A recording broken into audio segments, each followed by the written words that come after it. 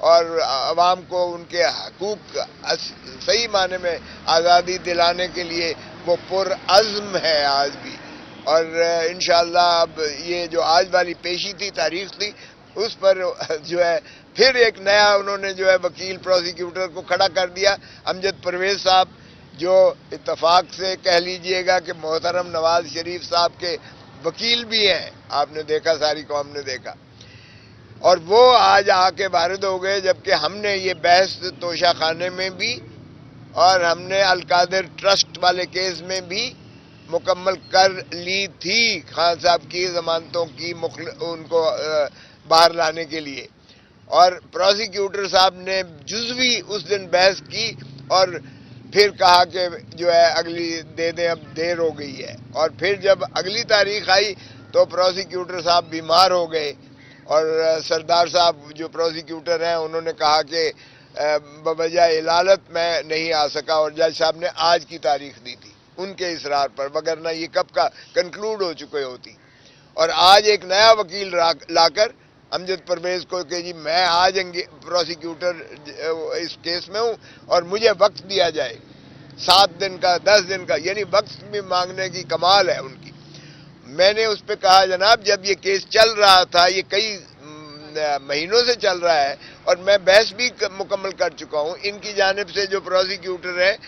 وہ بھی بحث تقریباً آدھی کر چکے ہیں، تو اس سٹیج پر کیسے ایک نیا وکیل لا کے کھڑا کر سکتے ہیں؟ یہ سوائے اس کے کہ طوالت چاہتے ہیں اور عمران خان کی یہ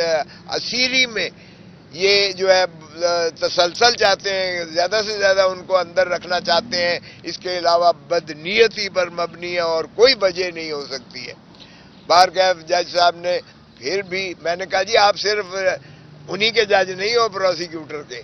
آپ منصف بن کے نیوٹرل بیٹھے ہوئے ہو، تو پھر اس کا بھی خیال کیجئے گا. بہرکیف اس کے باوجود میرے اصرار اور اس کے مخالفت، شدید مخالفت کے باوجود ہم نے کہا چلیں آپ لیتے نہیں ہو تو خارج ہی کر دو، کچھ تو کرو، اس کو فیصلہ کرو. لیکن باہرکیف انہوں نے پرسوں کے لیے رکھ دیا ہے. دونوں کیسوں میں خان کے خلاف کوئی شواہد نہیں ہے. القادر ٹرسٹ والے میں وہ 190 ملین سیدھا لندن سے آ کے سپریم کورٹ کے اکاؤنٹ میں آتا ہے اور سپریم کورٹ سے سیدھا وہ خزانے میں چلا جاتا ہے. ایک دھیلا خان کا نہ تعلق تھا نہ لینا دینا تھا. جو سہاوے میں ملک ریاض نے جو رقبہ دیا وہ ٹرسٹ کے نام ہے، وہاں جو تعمیر کی وہ یونیورسٹی بنی ہوئی ہے، وہ فنکشنل ہے، اور ٹرسٹیز جو ہیں اس میں ان کا کوئی دخل عمل ایک دھیلے کا نہیں ہے، وہ نکال نہیں سکتے ہیں. سو وہ یہ تو رہا القادر ٹرسٹ کی کیس کی کیفیت. اور جو توشے خانے والا ہے وہ یہ کہتے ہیں کہ گراف جو ہے اس کی حد تک ہے، جو کنگڈم آف سعودی عرب سے جو تحائف ملے تھے ان کی حد تک ہے. ان کا اپریزر جو ہے پرائیویٹ اپریزر کے علاوہ سرکاری اپریزر نے جو ایف بی آر مقرر کیا ہے، جو خان صاحب سے پہلے کے چلے آ رہے تھے، وزارت عظمیٰ کے آنے سے پہلے کے چلے آ رہے تھے، انہوں نے اس کی تعین کیا، اس کی قیمت کو. اس کی تعین کرنے کے بعد خان صاحب نے وہ جو 20% ہوتا تھا کہ 20% دے کے آپ لے جا سکتے ہو تحفہ، خان صاحب نے اسے 50% کر دیا، 50% کر دیا. اور اس کے بعد ان کو جو ہے قانون کے مطابق جو ایویلویشن کی گئی تھی اس کے آدھے پیسے دے کر ان کو دی گئی. اس میں نہ تو کوئی ایسی جواز تھا، اور یہ تو تحائف جو ہے یہ ذرا پیچھے سے ہم نے درخواست دے رکھی ہے کہ جناب سبھی کے تحائف جو منگوائے جائیں، جو صدور نے لیے، جو وزرائے اعظم نے لیے، جو گورنرز نے لیے، جو جن بھی سرکاری مراتب والوں نے، چاہے وہ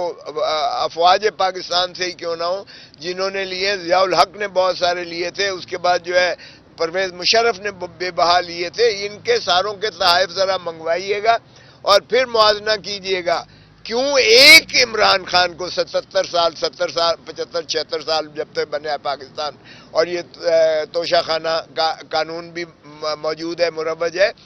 ایک عمران خان پر ہی کیوں اس کا اطلاق کیا جا رہا ہے اور اسی کو پاوا سلاسل کیا جا رہا ہے؟ تو توشہ خانہ کے کیس میں بھی ذرا برابر کوئی صداقت یا کوئی ایسا انکریمنیٹنگ کرمنالٹی نہیں ہے جس میں ان کو منسلک کر کے پابا سلاسل رکھا جائے، سوائے اس کے کہ عوامی مقبولیت کو دیکھ کر خائف ہے پی ڈی ایم اور مخالف ساری جماعتیں. صرف ایک ہی ان کا مطمع نظر ہے، کسی طریقے سے خان کو اور خان کی جماعت کو اور خان کے بلے کو یہ جو ہے بیلٹ پیپر کے نشان سے اس کو جو ہے وہ حذف کیا جائے، تاکہ وہ